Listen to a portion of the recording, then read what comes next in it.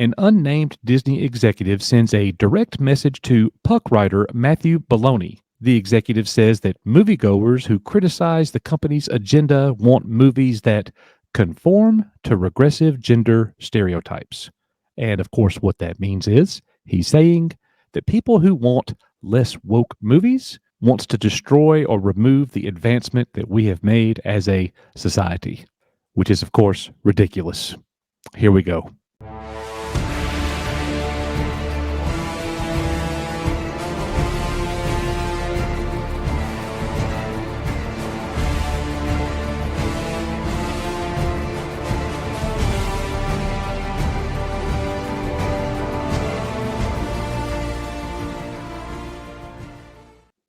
Hey, everybody, welcome back to Echo Base Network. You got Coach here on this one for Nick, our good friend over at That Park Place. The editor-in-chief himself, John Trent, friend to the channel, writes that the Puck writer Matthew Baloney wrote an article last Thursday documenting how the Walt Disney Company's favorability has declined among Americans in a poll conducted by Quorum. The poll found that Disney had the highest unfavorability rating among other blue-chip companies. And in response to that article, an anonymous Disney executive informed Matthew Baloney that the fans are to blame for Disney's films bombing and having such a terrible 2023. The executive informed Baloney, saying, "Everyone says it's the movies. Stupid," which is an easy thing for people to say. More appealing movies are a great way to jump the political issues, but more and more, our audience equate the perceived messaging in a film as a quality issue. The executive continues, saying, "They won't say they find female empowerment distasteful in the Marvels or Star Wars, but they will say they don't like those movies because they are bad. So make better movies," he says, becomes code for make movies that conform to regressive gender stereotypes or put men front and center in the narrative, which is what you're seeing now and what Bob Iger's pivot is about right now. So according to the Disney executive, Bob Iger is in fact pivoting. He is moving away from the far left ideological agenda being carried out at Disney in all of their entertainment. And you can see the tweet here from Sonny Bunch saying, "I love this," from Matt Baloney's newsletter. "Disney cannot fail. It can only be failed by the mouth-breathing bigots who refuse to acknowledge the greatness of their films."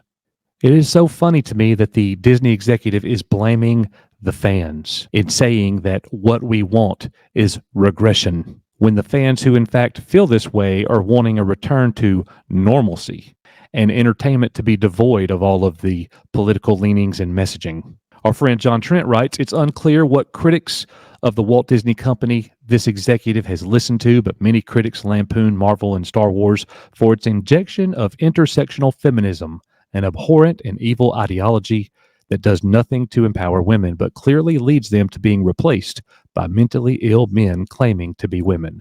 Talk about regressive." And I just want to point out here, is Bob Iger really going to be committed to carrying out his plan of turning away from the ideology? Well, I'm not so sure. Just look here. X-Men 97, about to come out. Look what they have done to the characters in this Marvel universe. And it's RIP X-Men 97. As it's learned, the animated series will feature woke characters with Morph, who is described as non-binary. That's not all, as it's also said Morph has an interesting relationship with Wolverine, whatever that means. Not only should they not do this to the X-Men characters, just for the sake of, regression or returning to normalcy. But here's the other thing. This is X-Men 97. This is a continuation of the series that began in the early 1990s. Morph was in it. He was in episode 1 of that series, and he was never viewed as non-binary. Wolverine always had a love life. He was in love with Jean Grey. Wolverine was also once married to Yuriko, who became Lady Deathstrike. So Disney, as time has gone on, has just destroyed franchise after franchise with their agenda.